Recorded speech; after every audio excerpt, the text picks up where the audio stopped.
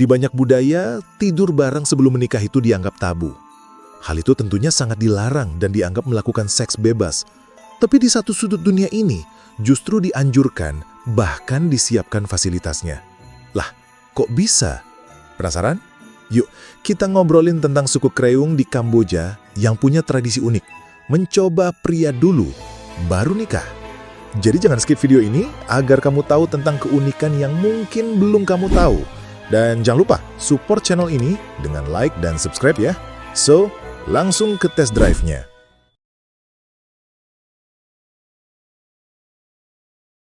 Suku Kreung adalah salah satu suku asli yang tinggal di bagian timur laut Kamboja, dekat perbatasan Vietnam. Mereka hidup di daerah pegunungan, jauh dari kota besar, dan punya tradisi yang bikin orang luar geleng-geleng kepala.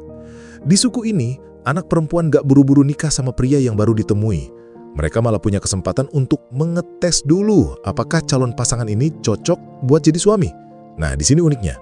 Kalau di kota orang pacaran di kafe, bioskop, atau chat sampai pagi, di suku Kreung, orang tua bakal membangunkan semacam kamar khusus yang disebut bungalow cinta atau love fat buat anak perempuannya. Jadi, cewek ini bebas mengundang pria yang dia suka, satu persatu, untuk datang dan tidur bareng. Tapi jangan salah paham dulu, tujuannya bukan cuma untuk senang-senang. Bagi mereka, ini proses serius untuk mengenal pasangan secara fisik, emosional, dan mental sebelum menikah.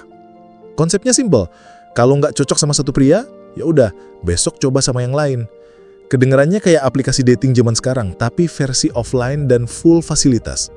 Tradisi ini dipercaya membantu anak perempuan memilih pasangan yang benar-benar tepat, supaya pernikahan nanti awet dan nggak gampang cerai. Lucunya, orang tua si gadis nggak akan marah kalau anaknya mencoba banyak pria. Mereka malah bangga kalau anaknya teliti memilih pasangan. Bahkan kadang orang tua ikut bantu nyari kandidat. Bayangin, kalau di kota, orang tua bisa langsung marah besar kalau anaknya gonta-ganti pacar. Di sini malah dikasih green light. Meski terdengar bebas, tradisi ini punya batasan. Pertama, kalau setelah beberapa kali mencoba, sang gadis menemukan pria yang cocok, mereka akan menikah dan berhenti dari tradisi ini. Kedua, tidak ada paksaan dari pihak manapun.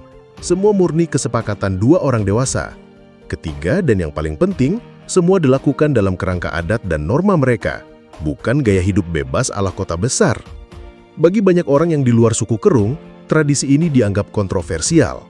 Ada yang bilang ini merusak moral, ada juga yang melihatnya sebagai bentuk kebebasan memilih. Tapi bagi mereka sendiri, ini bagian dari warisan budaya yang harus dihargai. Lagi pula, data menunjukkan bahwa angka perceraian di suku Kreung tergolong rendah. Artinya, metode test drive sebelum beli ini, secara logika mereka, justru efektif. Sayangnya, tradisi ini mulai berkurang seiring masuknya agama, pendidikan modern, dan nilai-nilai baru dari luar. Banyak anak muda Kreung sekarang lebih memilih pacaran biasa, atau bahkan langsung nikah tanpa love heart. Namun, di beberapa desa terpencil, tradisi ini masih bertahan, walaupun jumlahnya makin sedikit. Kita mungkin nggak bisa dan nggak harus meniru tradisi ini, karena beda budaya, beda nilai. Tapi yang menarik, suku Kreung punya cara untuk memastikan anaknya nggak buru-buru nikah dengan orang yang salah. Mereka percaya, kenal luar dalam sebelum menikah itu penting. Jadi intinya, hubungan itu bukan cuma soal rasa, tapi juga kecocokan yang diuji dari waktu ke waktu. Nah, itulah suku Kreung di Kamboja.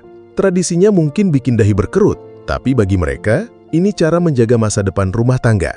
Kalau kamu hidup di sana, kira-kira berani ikut tradisi ini nggak?